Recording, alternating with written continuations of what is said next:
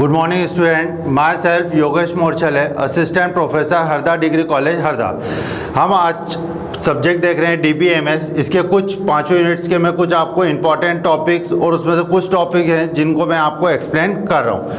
सबसे पहले हम यूनिट फर्स्ट की बात करें। यूनिट फर्स्ट में सबसे पहला टॉपिक है इंट्रोडक्शन टू DBMS कि DBMS होता क्या है। DBMS का फुल फॉर्म होता है डेटाबेस मैनेजमेंट सिस्टम, जिसका यूज़ किया जाता है कि जो किसी भी प्रकार का यदि हमको कोई एक डेटाबेस बनाना है और उस डेटाबेस पर किसी भी प्रकार के हमें या वेरियस फॉर्म में यदि हमें कोई ऑपरेशन परफॉर्म करना है और उनको मैनेज करना है तो उसके लिए हम यूज़ करते हैं का DBMS का। DBMS जो होती है वो एक डेटाबेस लैंग्वेज कहलाती है, जिसके अंदर हम एक डेटाबेस बनाते हैं और डेटाबेस को बनाने के लिए हमारे पास बहुत सारी अलग अलग लैंग्वेजेस हैं जिनका यूज़ करके हम डेटाबेस को बना सकते हैं, जैसे MySQL, Oracle, SQL सर्वर, ऐसी बहुत सारी अलग अलग लैंग्वेजेस होती हैं जिनके अंदर हम अपने डेटाबेस को बना सकते हैं। अब इस DBMS के हम देखते हैं कि इसके एडवांटेजेस क्या हैं। तो advantage of DBMS, first advantage है data redundancy and inconsistency. Data redundancy का मतलब होता है कि एक ही डेटा को डेटाबेस में बार बार क्या करना, स्टोर करना। उससे बहुत सारी अलग अलग तरह की प्रॉब्लम क्या होती है, जनरेट होती है। तो उस प्रॉब्लम को सॉल्व करने के लिए हम यूज़ करते हैं का इनकंसिस्टेंसी का, जो कि किसी भी टेबल के अंदर डुप्लीकेट डेटा को इंसर्ट होने से रोकता है। सेकेंड होता है database facility and sharing of data.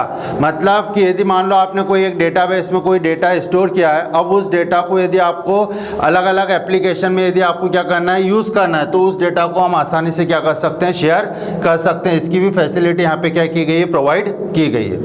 Third होता है enforcing integrity constant. Enforcing integrity constant का मतलब होता है कि जब आप कोई डेटाबेस बनाते हो तो उस डेटाबेस के अंदर यदि हमें किसी भी प्रकार का कोई डेटा स्टोर करना होता है तो उस डेटा पर हम अलग अलग तरह की कंडीशंस या रूल्स को क्या करते हैं, अप्लाई करते हैं, जिससे कि जब वो डेटा स्टोर हो तो यदि वो कंडीशन उसको सेटिस्फाई करता है तो ही वो डेटा उसके अंदर क्या होगा, स्टोर होगा। फोर्थ होता है आपका प्रोवाइडिंग बैकअप एंड रिकवरी।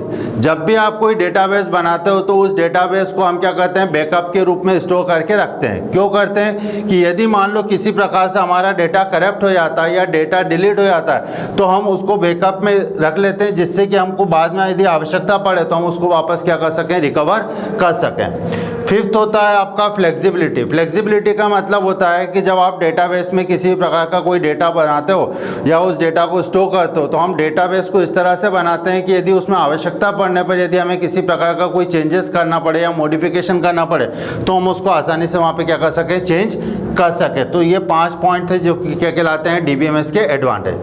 अब आते हैं इसके DBMS के डिसएडवांटेज। सबसे पहला डिसएडवांटेज है cost of implementing. Cost of implementing का मतलब ये होता है कि DBMS जो होता है वो बहुत ही ज़्यादा कॉस्टली पड़ता है। क्यों? क्योंकि जब भी आप DBMS पर कोई भी डेटाबेस बनाते हो तो सबसे पहले उसके बारे में हमको क्या होना चाहिए, नॉलेज होना चाहिए या उसके बारे में जानकारी होना चाहिए। अब जानकारी लेने के लिए हमको क्या करना होगा, कहीं पर भी पढ़ने आना होगा या सीखने आना होगा तो उसके लिए हमको ट्रेनिंग लेना होगी, तो उसमें भी आपका क्या लगेगा, खर्चा लगेगा। सेकेंड कि जब आप कोई डेटा को स्टोर करते हो तो यहाँ पर लार्ज साइज का डेटा क्या किया जाता है, स्टोर किया जाता है। तो उस लार्ज साइज के डेटा को स्टोर करने के लिए हमें एक बड़े सर्वर की आवश्यकता होती है जहाँ पर कि हम उस डेटा को क्या करते हैं, स्टोर करते हैं। तो उसके लिए भी हमें कॉस्ट जो वो क्या है, ज़्यादा लगती है। इसलिए फर्स्ट डिसएडवांटेज है उसका कॉस्ट ऑफ इम्प्लीमेंटिंग। सेकेंड होता है risk of database failure. Risk क्या है डेटाबेस की, यदि मान लो आपने कोई एक डेटाबेस बनाया है, अब उस डेटाबेस में किसी प्रकार के कोई सिस्टम करप्ट हो गया या डेटाबेस आपका क्या हो गया, करप्ट हो गया, तो उस केस में आपका क्या हो गया, नुकसान हो गया। तो वो चीज़ कहलाएगी आपकी risk of database failure. Second आता है इसी यूनिट में आपका सेकेंड टॉपिक डेटा एब्स्ट्रैक्शन, जिसको हम बोलते हैं 3 लेवल आर्किटेक्चर। अब इस 3 लेवल आर्किटेक्चर के अंदर सबसे लोएस्ट लेवल पे जो लेवल होता है वो कहलाता है आपका इंटरनल लेवल, जिसको हम बोलते हैं फिजिकल लेवल। इंटरनल लेवल का यूज़ किया जाता है कि जब भी हम किसी डेटाबेस को मेमोरी में स्टोर करते हैं तो सबसे पहले हम ये जानकारी प्राप्त करते हैं कि डेटाबेस को किस तरह से स्टोर किया जाए और कहाँ पर हम उसको एक्चुअली स्टोर करें। तो वो पता किया जाता है किसके द्वारा, फिजिकल लेवल या इंटरनल लेवल के द्वारा। सेकंड होता है आपका कॉन्सेप्चुअल लेवल। कॉन्सेप्चुअल लेवल का यूज़ किया जाता है कि जो हम हमने पहले पता किया है कि डेटा को हमको स्टोर कहाँ करना है, वो चीज़ कहलाती है फिजिकल। कॉन्सेप्चुअल लेवल का काम क्या है कि जो भी हम डेटाबेस बना रहे हैं उस डेटाबेस के स्ट्रक्चर को डिस्क्राइब करने के लिए या डिफाइन करने के लिए हम यूज़ करते हैं कौन सा, या उसको डिज़ाइन करने के लिए हम यूज़ करते हैं कॉन्सेप्चुअल लेवल या लॉजिकल लेवल की, जहाँ पर कि हम किसी भी टेबल के स्ट्रक्चर को क्या करते हैं, डिज़ाइन करते हैं। लास्ट आता है आपका व्यू लेवल या उसी को हम बोलते हैं एक्सटर्नल लेवल, जिसका काम होता है यहाँ पर कि बहुत सारे मल्टीपल यूज़र होते हैं और वो मल्टीपल यूज़र जो है वो डेटा को अलग अलग तरह से या अलग अलग फॉर्म में डेटा का क्या कर सकते हैं, व्यू देख सकते हैं। तो ये चीज़ कहलाती है आपकी क्या, डेटा एब्स्ट्रैक्शन, जिसको हम बोलते हैं 3 लेवल आर्किटेक्चर। अब हम नेक्स्ट वीडियो देखते हैं। अब हमारा नेक्स्ट टॉपिक है डेटा डिक्शनरी की। डेटा डिक्शनरी होता क्या है? डेटा डिक्शनरी होता है कि data dictionary is a collection of Meta data. Data dictionary जो होता है वो बहुत सारे मेटा डेटा का क्या होता है, कलेक्शन होता है। मेटा डेटा क्या होता है? तो डेटा अबाउट डेटा, मतलब जो आपका डेटा होता है उस डेटा की भी जो इन्फॉर्मेशन होती है उस मेटा डेटा को हम स्टोर करने के लिए यूज़ करते हैं क्या का, डेटा डिक्शनरी। तो डेटा डिक्शनरी का काम होता है किसी भी प्रकार के डेटा को स्टोर करना। अब डेटा डिक्शनरी जो होती है वो 2 टाइप्स की होती है। पहला होता है एक्टिव डेटा डिक्शनरी और दूसरा होता है passive data dictionary. Active data dictionary का मतलब होता है कि ऐसी डिक्शनरी जिसके अंदर हम किसी भी प्रकार के डेटा में यदि कोई चेंजेस करते हैं तो वो चेंजेस होने पर उस डेटा को ऑटोमेटिकली वहाँ पे क्या कर देता है, सेव कर देता है। तो वो चीज़ कहलाती है active data dictionary. Passive data dictionary क्या होता है कि यदि इसके अंदर हम किसी भी प्रकार का यदि कोई डेटा में यदि क्या करते हैं, चेंजेस करते हैं, तो उस केस में वो ऑटोमेटिकली वहाँ पे स्टोर या सेव नहीं होते। यहाँ पर यूज़र के द्वारा उसको मैनुअली क्या किया जाता है, सेव या स्टोर किया जाता है। तो उस डिक्शनरी को हम बोलते हैं passive data dictionary. Second unit के अब आपके इंपॉर्टेंट टॉपिक है, सबसे पहला है आपका ER मॉडल। ER मतलब entity relationship model. ER model का यूज़ के लिए करते हैं कि जब भी हम कोई डेटाबेस बनाते हैं तो उस डेटाबेस को एक ग्राफिकल व्यू में या एक ग्राफिकल फॉर्म में डिज़ाइन करने के लिए यहाँ पर हम ER मॉडल का यूज़ करते हैं। ER मॉडल 3 टाइप्स के होते हैं। पहला होता है एंटिटी, एट्रीब्यूट्स और तीसरा होता है रिलेशनशिप। सबसे पहले हम बात करते हैं एंटिटी। एंटिटी मतलब एक रियल वर्ल्ड ऑब्जेक्ट जो कि किसी भी चीज़ को डिफाइन करने के लिए यूज़ की जाती है, या हम बोल सकते हैं कि एक टेबल जो होती है वो क्या कहलाती है, आपकी एंटिटी। अब एंटिटी 2 टाइप की होती है, वीक एंटिटी और स्ट्रॉन्ग एंटिटी। वीक एंटिटी मतलब ऐसी एंटिटी जिसमें किसी भी एट्रीब्यूट को यदि हम प्राइमरी की डिफाइन नहीं करते हैं तो वो एंटिटी कहलाएगी आपकी वीक एंटिटी। स्ट्रॉन्ग एंटिटी मतलब ऐसी एंटिटी जिसमें किसी फील्ड या कॉलम को हम यदि प्राइमरी की डिफाइन करते हैं तो वो एंटिटी बन जाती है आपकी कौन सी, स्ट्रॉन्ग एंटिटी। सेकेंड होता है आपका एट्रीब्यूट। एट्रीब्यूट होता क्या है? एट्रीब्यूट होता है कॉलम ऑफ ए रिलेशन, मतलब किसी भी टेबल के अंदर जो कॉलम होते हैं उसको हम क्या बोलते हैं, एट्रीब्यूट। अब एट्रीब्यूट्स के भी कुछ टाइप्स हैं। सबसे पहला है आपका सिंपल एट्रीब्यूट। सिंपल एट्रीब्यूट मतलब ऐसा एट्रीब्यूट या ऐसा कॉलम जो मल्टीपल सब पार्ट में डिवाइड नहीं हो रहा है, उस एट्रीब्यूट को हम बोलते हैं simple attribute. Composite attribute. Composite attribute मतलब ऐसा एट्रीब्यूट जो 2 पार्ट या 2 से अधिक पार्ट में क्या हो रहा है, डिवाइड हो रहा है, तो उस एट्रीब्यूट को हम बोलेंगे कंपोजिट एट्रीब्यूट। थर्ड होता है आपका multi value attribute. Multi value attribute मतलब ऐसा एट्रीब्यूट जिसकी एक से ज़्यादा वैल्यू हो, तो वो एट्रीब्यूट कहलाएगा आपका कौन सा, मल्टी वैल्यू एट्रीब्यूट। फोर्थ होता है आपका सिंगल। सिंगल एट्रीब्यूट मतलब ऐसा एट्रीब्यूट जिसके अंदर केवल एक सिंगल ही वैल्यू हो, वो एट्रीब्यूट कहलाएगा आपको कौन सा, सिंगल एट्रीब्यूट। और लास्ट होता है डिराइव्ड एट्रीब्यूट। डिराइव्ड एट्रीब्यूट का मतलब होता है कि जब कोई एट्रीब्यूट किसी दूसरी टेबल से डिराइव्ड होता है और किसी दूसरी टेबल में क्या करता है, डिराइव्ड होकर जाता है, तो वो एट्रीब्यूट कहलाता है आपका कौन सा, डिराइव्ड एट्रीब्यूट। तो ये कहलाते हैं आपके एट्रीब्यूट्स के टाइप। थर्ड है आपका रिलेशनशिप। रिलेशनशिप मतलब कि जब भी हम एंटिटी के बीच में रिलेशनशिप करते हैं तो उस रिलेशनशिप को अलग अलग तरह से क्या किया जाता है, रिप्रेजेंट किया जाता है, जिसमें सबसे पहला है आपका बाइनरी। बाइनरी रिलेशनशिप तब यूज़ की जाती है जब हमें 2 टेबल के बीच में यदि कोई रिलेशनशिप क्रिएट करना है, तो उसके लिए हम यूज़ करते हैं बाइनरी रिलेशनशिप का। बाइनरी रिलेशनशिप जो होती है वो यहाँ पे 4 टाइप की होती है, जिसमें सबसे पहला 1 to 1। 1 to 1 रिलेशनशिप का मतलब होता है कि जब एक सिंगल एंटिटी का एक रिकॉर्ड सेकेंड एंटिटी के एक रिकॉर्ड से यदि एसोसिएट होता है तो वो रिलेशनशिप कहलाती है 1 to 1। Second one two many. One two many का मतलब होता है कि एक एंटिटी का एक रिकॉर्ड सेकेंड एंटिटी के एक से अधिक रिकॉर्ड के साथ जब क्या होता है, एसोसिएट होता है, तो वो रिलेशनशिप कहलाती है वन टू मैनी। थर्ड होता है many to one. Many to one का मतलब होता है कि यदि किसी एक एंटिटी के एक से अधिक रिकॉर्ड सेकेंड एंटिटी के केवल एक सिंगल रिकॉर्ड के साथ जब क्या होते हैं, एसोसिएट होते हैं, तो उस रिलेशनशिप को हम बोलते हैं मैनी टू वन।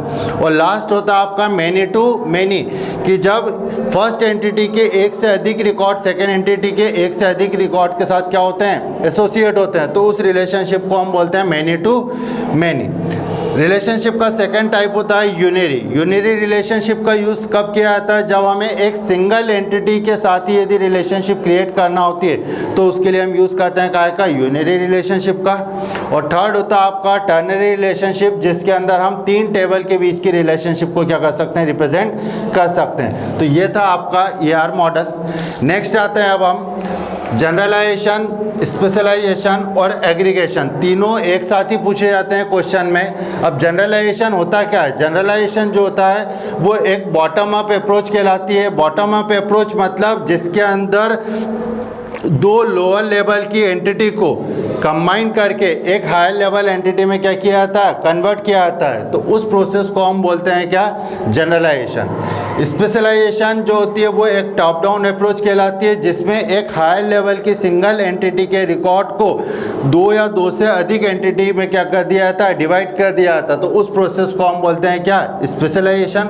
और लास्ट होता है आपका एग्रीगेशन। एग्रीगेशन जो होता है वो जनरलाइजेशन और स्पेशलाइजेशन दोनों के कॉम्बिनेशन से मिलकर बना है, तो उसको हम बोलते हैं क्या, एग्रीगेशन। सेकेंड नेक्स्ट टॉपिक आता है रिलेशनल अलजेब्रा। रिलेशनल अलजेब्रा क्या होता है, रिलेशनल अलजेब्रा जो होता है वो एक नॉन प्रोसीजर क्यूरी लैंग्वेज कहलाती है, जिसके अंदर हम किसी भी SQL कमांड या कोई भी क्यूरी को हम केवल राइट कर सकते हैं, लिख सकते हैं, लेकिन उसको एग्जीक्यूट नहीं किया जाता। रिलेशनल अलजेब्रा के अंदर कुछ फंडामेंटल्स ऑपरेशन परफॉर्म किए जाते हैं, जिसमें सबसे पहला है सिलेक्शन। सिलेक्शन का यूज़ किया जाता है कि यदि किसी टेबल से यदि हमें नंबर ऑफ रो को यदि सेलेक्ट करना है तो उसके लिए हम यूज़ करते हैं सिलेक्शन का, और सिलेक्शन को डिनोट करते हैं हम कैसे, सिग्मा से। सेकंड बी होता है प्रोजेक्शन। प्रोजेक्शन का यूज़ किया जाता है कि यदि किसी टेबल से एक या एक से ज़्यादा एट्रीब्यूट या कॉलम को सेलेक्ट करना है तो उसके लिए हम यूज़ करते हैं प्रोजेक्शन का, और प्रोजेक्शन को हम डिनोट करते हैं कैसे, पाई से। थर्ड होता है आपका यूनियन। यूनियन मतलब कि जब हम दो टेबल के बीच में यूनियन ऑपरेशन परफॉर्म करते हैं तो उसकी एक कंडीशन है कि दोनों टेबल के अंदर नंबर ऑफ कॉलम या कॉलम टाइप दोनों क्या होना चाहिए, सेम होना चाहिए। अब जब हम दो टेबल के बीच में यूनियन ऑपरेशन परफॉर्म करेंगे तो यूनियन क्या करेगा, दोनों टेबल के डेटा को कंबाइन करके एक सिंगल टेबल में स्टोर कर देगा। फोर्थ होता है आपका इंसर्शन, जिसको हम डिनोट करते हैं का इंटरसेक्शन, इंटरसेक्शन, जिसको हम डिनोट करते हैं कैसे, एन से। इंटरसेक्शन का भी काम यही है कि दो टेबल है, दोनों टेबल के अंदर यदि नंबर ऑफ कॉलम या फील्ड नेम दोनों के यदि क्या है, सेम है, अब उन दोनों के बीच में यदि हम इंटरसेक्शन ऑपरेशन परफॉर्म करते हैं तो इंटरसेक्शन क्या करेगा, दोनों टेबल में जो कॉमन डेटा है उसी को क्या करेगा, सेलेक्ट करेगा। फिफ्थ होता है सेट डिफरेंस, जिसको हम डिनोट करते हैं कैसे, माइनस से। सेट डिफरेंस का मतलब होता है कि यदि मान लो एक फर्स्ट टेबल है ए और सेकंड टेबल है आपका बी, तो फर्स्ट टेबल के वो सभी डेटा को सेलेक्ट करेगा जो सेकंड में नहीं है, तो वो चीज़ कहलाती है आपकी क्या, सेट डिफरेंस। और लास्ट होता है कार्टेशियन प्रोडक्ट, जिसको हम डिनोट करते हैं कैसे, क्रॉस से। कार्टेशियन प्रोडक्ट का यूज़ किया जाता है कि जब हम दो टेबल के बीच में कार्टेशियन प्रोडक्ट अप्लाई करते हैं तो उससे एक नया रिलेशन जनरेट होता है, और उस नए रिलेशन की डिग्री जो होती है वो उन दोनों टेबल के डिग्री के सम के बराबर होती है। साथ में नए रिलेशन के नंबर ऑफ टपल्स जो होती है वो उन दोनों टेबल की नंबर ऑफ टपल्स के प्रोडक्ट के बराबर होती है। या हम सिंपल लैंग्वेज में बोल सकते हैं कि कार्टेशियन प्रोडक्ट को हम डिनोट करते हैं ए क्रॉस बी से। इसका मतलब होता है कि फर्स्ट टेबल के हर एक रो का सेकंड टेबल की हर एक रो के साथ क्या कर दिया जाता है, प्रोडक्ट कर दिया जाता है, तो उस चीज़ को हम बोलते हैं कार्टेशियन प्रोडक्ट। नेक्स्ट टॉपिक आता है आपका की टर्मिनोलॉजीज, कि DBMS के अंदर कौन कौन सी की यूज़ की जाती है। सबसे पहला होता है आपका सुपर की। सुपर की होता है कि सुपर की is a set of one और मोर एट्रीब्यूट आर यूनिकली आइडेंटिफाई, मतलब कि सुपर की जो होता है वो एक या एक से ज़्यादा एट्रीब्यूट का एक सेट होता है जिसे हम यूनिकली क्या कहते हैं, आइडेंटिफाई करते हैं। सेकेंड बी होता है आपका प्राइमरी की। प्राइमरी की का यूज़ काहे के लिए किया जाता है कि यदि किसी भी टेबल के अंदर डुप्लीकेट डेटा और नल वैल्यू को इंसर्ट होने से रोकना है तो उसके लिए हम यूज़ करते हैं काय का, प्राइमरी की का। थर्ड होता है आपका फॉरेन की। फॉरेन की का यूज़ किया जाता है कि जब हम दो टेबल के बीच में रिलेशनशिप करते हैं। अब उस केस में यदि एक टेबल के अंदर यदि हमने कोई फील्ड को प्राइमरी की बनाया है और वही फील्ड डिराइव्ड हो रही है दूसरी टेबल में, तो उस करेंट टेबल के लिए वो फील्ड बन जाती है आपकी क्या, फॉरेन की। फोर्थ होता है आपका कैंडिडेट की। कैंडिडेट की का मतलब होता है कि जब हम दो या दो से अधिक एट्रीब्यूट को कंबाइन करके यदि प्राइमरी की बनाते हैं तो वो हर एट्रीब्यूट उस टेबल के लिए क्या कहलाता है आपका, कैंडिडेट की। और लास्ट होता है आपका अल्टरनेट की। अल्टरनेट की मतलब ऐसी की जो कैंडिडेट की तो है लेकिन प्राइमरी की नहीं है, उस की को हम बोलते हैं अल्टरनेट की। और इस यूनिट का लास्ट टॉपिक आता है advantage of main important, join. Join होता क्या है? ज्वाइन का मतलब होता है कि जब हमें दो या दो से अधिक टेबल के डेटा को ज्वाइन करके एक सिंगल टेबल में यदि स्टोर करना होता है तो उसके लिए हम यूज़ करते हैं काय का, ज्वाइन का। अब ज्वाइन भी यहाँ पे अलग अलग टाइप्स के होते हैं, जिसमें सबसे पहला है आपका इनर ज्वाइन। इनर ज्वाइन को हम एक और नाम से बोलते हैं इक्वी ज्वाइन। इनर ज्वाइन का यूज़ काय के लिए किया जाता है कि जब दो टेबल के डेटा को ज्वाइन करना हमें एक सिंगल टेबल में रखना है तो उस केस में जब हम इनर ज्वाइन लगाते हैं तो इनर ज्वाइन की एक कंडीशन होती है कि दोनों टेबल से डेटा केवल वही सेलेक्ट, दोनों टेबल से डेटा तभी सेलेक्ट होगा जब दोनों टेबल के अंदर कोई सी एक फील्ड क्या होना चाहिए, कॉमन होना चाहिए। और जो फील्ड कॉमन है उस कॉमन फील्ड को हम इक्वल ऑपरेटर से क्या करते हैं, कंपेयर करते हैं। तो दोनों टेबल में जो कॉमन डेटा होगा उसी को केवल क्या करेगा, सेलेक्ट करेगा। सेकेंड होता है आपका आउटर ज्वाइन। आउटर ज्वाइन भी जो होता है वो एक इनर ज्वाइन की तरह ही होता है, लेकिन आउटर ज्वाइन के टाइप्स हैं यहाँ पर। सबसे पहला है left outer join, second right outer join और थर्ड है आपका full outer join. Left outer join में क्या होता है कि एक आपकी टेबल है, एक टेबल ये है। लेफ्ट आउटर ज्वाइन में दोनों टेबल में जो कॉमन डेटा वो तो सेलेक्ट हो गई, साथ में लेफ्ट टेबल के वो सभी डेटा को भी सेलेक्ट करेगा जो सेकेंड में नहीं है। सेकेंड बी होता है right outer join. Right outer join में क्या होगा, दोनों टेबल का जो कॉमन डेटा है उसको तो सेलेक्ट करेगा, साथ में राइट टेबल के वो सभी डेटा को भी सेलेक्ट करेगा जो लेफ्ट में नहीं है। और थर्ड होता है आपका full outer join. Full outer join का मतलब होता है कि दोनों टेबल के जो कॉमन डेटा है उनको तो सेलेक्ट करेगा, साथ में लेफ्ट और राइट टेबल के भी डेटा को क्या करेगा, सेलेक्ट करेगा। और लास्ट होता है आपका क्रॉस ज्वाइन। क्रॉस ज्वाइन जिसको हम बोलते हैं, जो कि एक कार्टेशियन प्रोडक्ट की तरह होता है, जो कि दो टेबल के बीच में क्रॉस ज्वाइन करने के लिए यूज़ किया जाता है। हम बोल सकते हैं कि क्रॉस ज्वाइन जो होता है वो फर्स्ट टेबल की हर एक रो का सेकेंड टेबल की हर एक रो के साथ क्या करते हैं, हम यहाँ पे प्रोडक्ट करते हैं।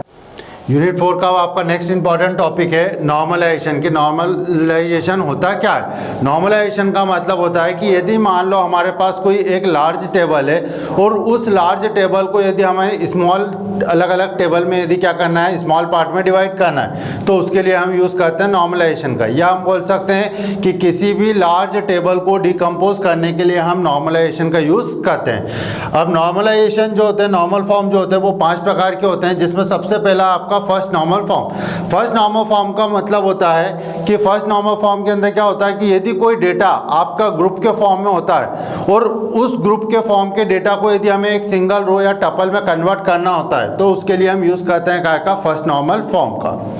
Second normal form. Second normal form का यूज़ किया जाता है कि यदि मान लो कोई टेबल आपकी ऑलरेडी फर्स्ट नॉर्मल फॉर्म में है तो उस टेबल को हम सेकेंड नॉर्मल फॉर्म में क्या कर सकते हैं, कन्वर्ट कर सकते हैं। और सेकेंड नॉर्मल फॉर्म का यूज़ किया जाता है पार्शियल डिपेंडेंसी को रिमूव करने के लिए हम सेकेंड नॉर्मल फॉर्म का क्या करते हैं, यूज़ करते हैं। थर्ड होता है आपका third normal form. Third normal form use तब किया जाएगा यदि कोई टेबल पहले से ऑलरेडी सेकंड नॉर्मल फॉर्म में है, तब हम उस टेबल को थर्ड नॉर्मल फॉर्म में क्या कर सकते हैं, कन्वर्ट कर सकते हैं।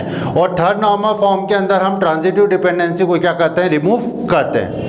फोर्थ आता है आपका BCNF, जिसको हम बोलते हैं 3.5 normal form. BCNF normal form तब यूज़ किया जाएगा यदि कोई table already third normal form में है, तब हम उस टेबल को BCNF में क्या कर सकते हैं, कन्वर्ट कर सकते हैं। और BCNF नॉर्मल फॉर्म का मेनली यूज़ किया जाता है फंक्शनल डिपेंडेंसी को रिमूव करने के लिए हम BCNF का यूज़ करते हैं। और लास्ट होता है आपका fourth normal form. Fourth normal form तब यूज़ होगा यदि कोई टेबल ऑलरेडी BCNF में है, तब हम उस टेबल को फोर्थ नॉर्मल फॉर्म में क्या कर सकते हैं, कन्वर्ट कर सकते हैं। और फोर्थ नॉर्मल फॉर्म के अंदर हम मल्टी वैल्यूड डिपेंडेंसी को क्या करते हैं, रिमूव करते हैं। तो ये था आपका नॉर्मलाइजेशन। इसी यूनिट का नेक्स्ट टॉपिक है एनोमलीज इन ए डेटाबेस। एनोमलीज का मतलब क्या होता है? एनोमलीज का मतलब होता है कि किसी भी डेटाबेस के अंदर आने वाली जो समस्या होती है या प्रॉब्लम होती है, उस प्रॉब्लम को हम बोलते हैं क्या, एनोमलीज।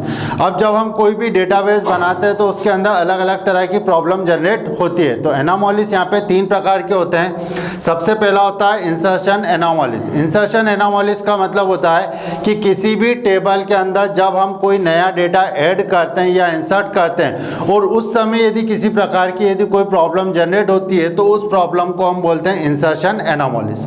सेकेंड होता है डिलीशन एनोमलीज। डिलीशन एनोमलीज का मतलब होता है कि किसी भी टेबल से जब हम कोई रिकॉर्ड डिलीट कर रहे हैं, हो सकता है हम किसी रिकॉर्ड को डिलीट कर रहे हैं लेकिन उसके कारण कोई दूसरा रिकॉर्ड क्या हो रहा है, आपका इफेक्ट हो रहा है, मतलब दूसरा रिकॉर्ड क्या हो रहा हो, डिलीट हो रहा हो। तो डिलीशन के केस में यदि किसी प्रकार की कोई प्रॉब्लम जनरेट होती है तो उस एनोमलीज को हम बोलते हैं डिलीशन एनोमलीज। और लास्ट होता है मॉडिफिकेशन एनोमलीज। मतलब कि यदि हम डेटाबेस में किसी प्रकार का यदि कोई चेंजेस करते हैं तो उस केस में यदि किसी दूसरे डेटा पे यदि कोई इफेक्ट पड़ता है तो उस प्रॉब्लम को हम बोलते हैं मॉडिफिकेशन एनोमलीज। ठीक। अब आपका यूनिट 5 का नेक्स्ट टॉपिक है हैशिंग। कि हैशिंग होता क्या है? हैशिंग होता है कि हैशिंग जो होता है वो किसी भी ऑर्गेनाइजेशन के लिए एक हैश फाइल मेथड कहलाती है। हैशिंग जो होता है वो एक प्रकार की क्या है, आपकी हैश फाइल मेथड, जिसका यूज़ काहे के लिए किया जाता है, किसी भी डेटा को यदि हमें एक डेटा ब्लॉक या बकेट में यदि क्या करना है, स्टोर करना है, तो उसके लिए हम यूज़ करते हैं काहे का, हैशिंग का। सेकेंड चीज़ कि जब हम हैशिंग का यूज़ करके किसी भी डेटा ब्लॉक या बकेट में जब हम कोई डेटा स्टोर करते हैं तो उस डेटा का एड्रेस फाइंड करने के लिए या उस डेटा का एड्रेस जनरेट करने के लिए हम यूज़ करते हैं काहे का, हैश फंक्शन का। अब हैशिंग जो होती है वो यहाँ पे 2 टाइप की होती है। एक होता है स्टैटिक हैशिंग और एक होता है डायनेमिक हैशिंग। स्टैटिक हैशिंग का मतलब होता है कि ऐसी हैशिंग जिसके अंदर किसी भी डेटा के एड्रेस को जो है वो हम चेंज नहीं कर सकते। मतलब उस डेटा का एड्रेस हमेशा क्या होगा, फिक्स होगा, उसके डेटा के एड्रेस को हम चेंज नहीं कर सकते। तो वो हैशिंग कहलाएगी आपकी कौन सी, स्टैटिक हैशिंग। सेकेंड होता है डायनेमिक हैशिंग। डायनेमिक हैशिंग का मतलब होता है कि ऐसी हैशिंग जिसके अंदर हम किसी भी डेटा के एड्रेस को क्या कर सकते हैं, डायनेमिकली क्या कर सकते हैं, चेंजेस कर सकते हैं। तो वो हैशिंग कहलाती है आपकी कौन सी, डायनेमिक हैशिंग। नेक्स्ट टॉपिक आता है आपका इंडेक्स। कि डेटाबेस के अंदर इंडेक्स का यूज़ क्यों किया जाता है? इंडेक्स का यूज़ किया जाता है कि जब हम कोई भी टेबल बनाते हैं, अब उस टेबल के अंदर यदि हमें कोई भी रिकॉर्ड को फास्टली ढूंढना या सर्च करना है तो उस केस में हमें प्रॉब्लम जनरेट होती है। तो उस प्रॉब्लम को सॉल्व करने के लिए हम यूज़ करते हैं इंडेक्स। जैसे हमारे पास एक बुक है, वो बुक में बहुत सारे कंटेंट है। अब हमको यदि कोई कंटेंट को ढूंढना है कि वो किस पेज नंबर पे है, तो उस केस में हमको एक एक पेज पलटना होता है। तो उस प्रॉब्लम को सॉल्व करने के लिए बुक के अंदर क्या करते हैं, ऊपर इंडेक्स पेज देते हैं। उस इंडेक्स पेज में हर कंटेंट का एक पेज नंबर लिखा होता है, जिससे कि यदि हमें कोई कंटेंट पे आना है तो हम उस कंटेंट का इंडेक्स में उस कंटेंट का पेज नंबर देख के हम उस डायरेक्ट उस पेज नंबर पर मूव कर सकते हैं। उसी तरह से सेम कि जब हम डेटाबेस में कोई टेबल क्रिएट कर रहे हैं और टेबल को क्रिएट करते समय यदि हमें बहुत सारे रिकॉर्ड है और उसमें यदि किसी रिकॉर्ड को फाइंड करना है, ढूंढना है, तो उसमें बहुत सारी प्रॉब्लम जनरेट होती है। तो उस प्रॉब्लम को सॉल्व करने के लिए हम यूज़ करते हैं क्या का, इंडेक्स का। अब इंडेक्स जो होते हैं वो यहाँ पे अलग अलग टाइप्स के होते हैं। सबसे पहला होता है यूनिक इंडेक्स। यूनिक इंडेक्स का मतलब होता है कि जब हम किसी टेबल के अंदर किसी भी सिंगल कॉलम के लिए जब कोई इंडेक्स क्रिएट करते हैं तो वो उस केस में हर एक रिकॉर्ड को या हर एक रो को यूनिकली क्या करता है, आइडेंटिफाई करता है। मतलब एक भी रिकॉर्ड का यूनिक, मतलब एक भी रिकॉर्ड का जो इंडेक्स है वो कभी भी रिपीट नहीं होगा। हर एक रिकॉर्ड का इंडेक्स जो है वो यूनिकली आइडेंटिफाई किया जाता है। सेकेंड होता है सिंपल इंडेक्स। सिंपल इंडेक्स मतलब ऐसा इंडेक्स जिसमें हम किसी टेबल के लिए इंडेक्स क्रिएट तो कर रहे हैं लेकिन उसके अंदर डुप्लीकेट इंडेक्स हो सकते हैं। थर्ड होता है आपका कंपोजिट इंडेक्स। कंपोजिट इंडेक्स का मतलब होता है कि जब हम किसी टेबल के अंदर 2 या 2 से अधिक कॉलम को कंबाइन करके जब कोई इंडेक्स क्रिएट करते हैं तो उस इंडेक्स को हम बोलते हैं कंपोजिट इंडेक्स। फोर्थ होता है इम्प्लिसिट इंडेक्स। इम्प्लिसिट इंडेक्स का मतलब होता है कि डेटाबेस में जब हम कोई टेबल क्रिएट करते हैं, वो क्रिएट करते समय जब ऑटोमेटिकली किसी टेबल के लिए कोई इंडेक्स क्रिएट किया जाता है तो उस इंडेक्स को हम बोलते हैं इम्प्लिसिट इंडेक्स। और लास्ट होता है fifth drop index. Drop index का मतलब होता है कि जब यदि किसी यूज़र ने किसी टेबल के लिए कोई इंडेक्स क्रिएट किया, अब आप चाहते हो कि उस इंडेक्स को यदि हमें क्या करना है, हटाना है, रिमूव करना है, तो उसके लिए हम यूज़ करते हैं क्या का, ड्रॉप इंडेक्स का। तो ये हमने देखा आज के इस टोटल वीडियो में कि हमने पाँचों यूनिट के जो मेन टॉपिक थे वो मैंने आपको यहाँ पे समरी के रूप में क्या किए हैं, एक्सप्लेन किए हैं। Thank you.